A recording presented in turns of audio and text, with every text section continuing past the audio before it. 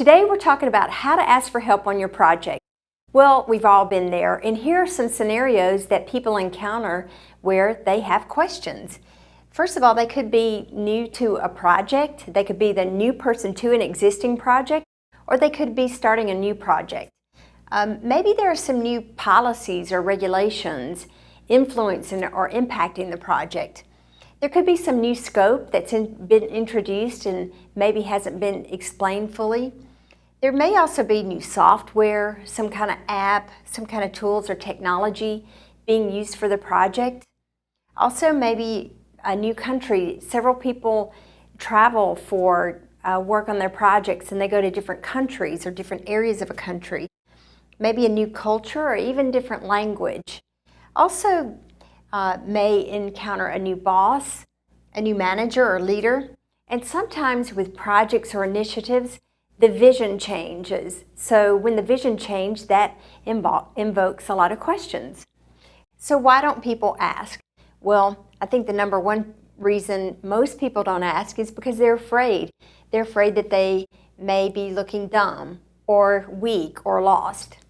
Number two, they don't know the questions to ask. Sometimes when there are things that are new, you just don't really have a bearing or a reference to even know the questions. Also, they work in an intimidating environment.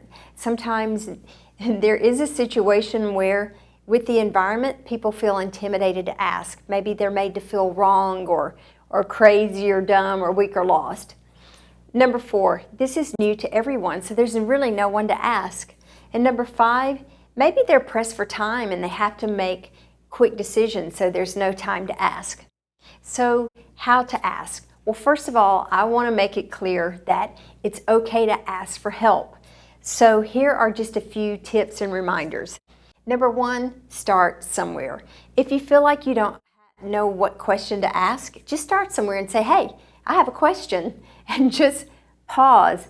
At least get yourself in a discussion with someone to let them know that you do have questions, and then therefore you can work it from there. Maybe you say, I don't really understand the scope of this project.